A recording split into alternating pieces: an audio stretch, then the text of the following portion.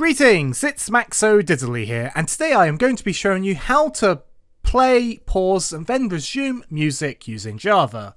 So let's get right into it. Firstly, make sure you import these libraries up here. We'll be needing all of these for this tutorial. And in our main method we're going to do string file path equals, then the file path of the WAV file that we want to play.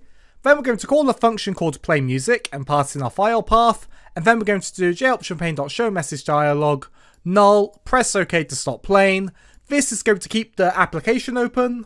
When we click this, the application is going to then close. So, if you're in NetBeans, you can right click on your project, go to properties, go to sources, and this file path will be where your NetBeans project is located.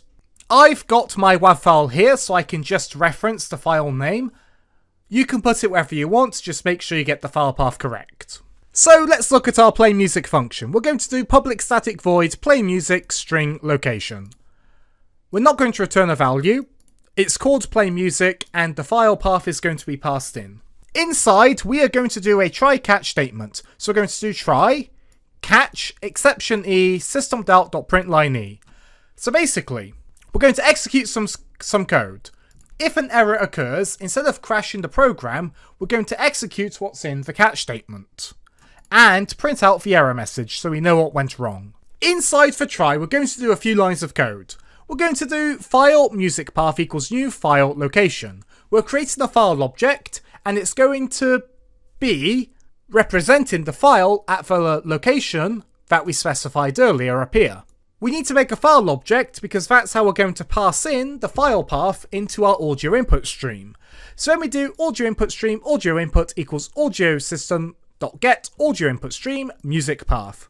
We're creating the object that's going to stream the audio into our music player object. And our music player object is going to be clip equals audio system.get clip. This is going to be the object that plays for music, a bit like your CD player. And after that, we'd then do clip.open audio input. That's like opening up your CD player and putting the disc in. After that, we are going to do clip.loop continuously, and then clip.start, and then joptionpane.showMessageDialog null, press OK to pause. You don't need to include this loop line, but I'm going to. Clip.start, obviously that's going to start playing the music. And we're going to put some code after this JOptionPane. That's going to pause for music, but we can use this as kind of a demo pause button. So after, we're going to do clip.stop. So that's going to stop the music, but it's only going to stop after we've hit OK on this show message dialog, because this stop line of code won't be executed until we've gotten past this JOptionPane. We're then going to do the same thing again here, but press OK to resume, and then start the clip again. So when we stop a clip and then start it again, it's going to continue from where you left off. It's not going to start from the beginning like with many other programming languages and their default way to play music. So when we do clip.start here, we're going to continue where we left off, which is basically pausing and resuming. And that's it for this tutorial. Save your work and hit play.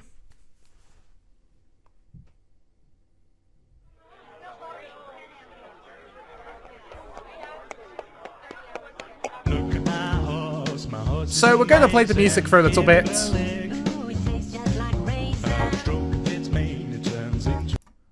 So I've just paused it, and it's going to talk about stroking its mane to turn into a plane.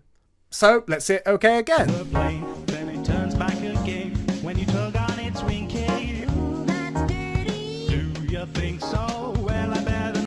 As you can see, it resumed from where we left off.